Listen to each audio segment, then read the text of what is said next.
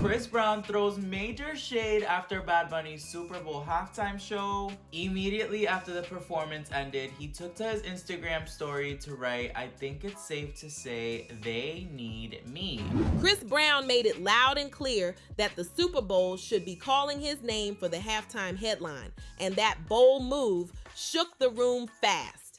The internet clapped back hard, with plenty of people saying his comment felt like a slick shot at Bad Bunny's halftime moment. That's where the backlash really kicked in, because fans felt like the comparison was messy and unnecessary, especially with the Super Bowl spotlight already being a heated topic. Before getting deeper into halftime drama, real credit needs to be given where it's due. Coco Jones stepped out and owned "Lift Every Voice and Sing," the Black national anthem, and she delivered it beautifully. She sounded amazing, looked flawless, and that outfit was a clear, classy nod to Whitney Houston's iconic style. Cameras even caught her fiancé, Donovan Mitchell, right there on the field, showing love, making it a powerful and proud moment. And let's be real, if The Princess and the Frog ever gets a live-action remake, Coco Jones as Princess Tiana would make perfect sense, because she was giving pure princess energy all the way. Now shifting gears to Benito, aka Bad Bunny himself. Being honest, his performance didn't feel like a perfect match for a Super Bowl halftime stage, and that's just keeping it real. That doesn't mean it was bad at all, because it wasn't. The show was visually strong, high energy, and kept attention locked in from start to finish, even if it didn't hit that classic Super Bowl vibe everyone expects. I really rocked with the creative direction, no doubt about that. The way the performance moved through different scenes felt super cinematic, almost like watching a short film play out live. It did a clean job highlighting Puerto Rican roots and Caribbean and Latin American culture without forcing anything heavy-handed. It wasn't loud or political, but it still made a statement just by showing people together, side by side, and that hit. The message came through clear as day. We're better together than apart, and that the only thing stronger than hate is love. That kind of energy always lands, and it was hard not to respect that angle. The visuals, the unity, the pride, all of that was solid and meaningful. That said, it still didn't feel like a Super Bowl halftime performance to me. It felt more suited for a movie soundtrack, a big stage musical, or even something you'd expect to see on Broadway. The cinematic vibe was strong, but a sporting event usually calls for something more hype and universal. When it comes to the music, that's where things get tricky. Bad Bunny clearly has huge records, but his catalog isn't something everyone knows front to back, and not every audience connects to that sound. The surprise pop-ups from Lady Gaga and Ricky Martin were interesting too, but their placement felt random and a little unexpected for that kind of stage. I get why Ricky Martin was part of the lineup, and honestly, that part made sense. That man is a full-on Latin legend, and it felt like a missed opportunity that he didn't really break loose and run through some of his classic hits. If you're gonna bring someone like that on stage, let him cook all the way. The crowd would have gone crazy if he really tapped into his catalog. Now Lady Gaga popping up was the part that caught me off guard. She sounded good, no doubt, and her Latin-style version of "Die with a Smile" was smooth and well done. Still, the placement felt random to me. It came off like she stepped in because Bruno Mars passed on the moment, especially since it's his song too. Bruno has Puerto Rican roots, so his appearance would have connected more naturally with the theme and the culture being highlighted.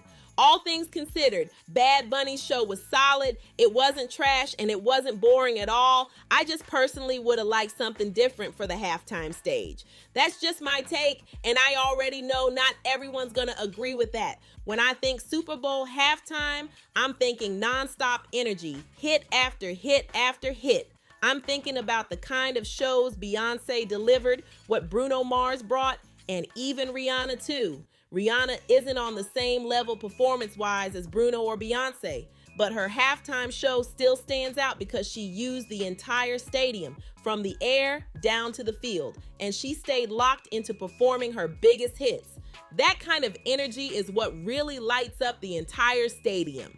People want songs they already know, tracks they can sing along to without thinking twice, and moments that feel electric from the first second. That's usually what separates a good halftime show from a legendary one, and that's where Chris Brown enters the chat.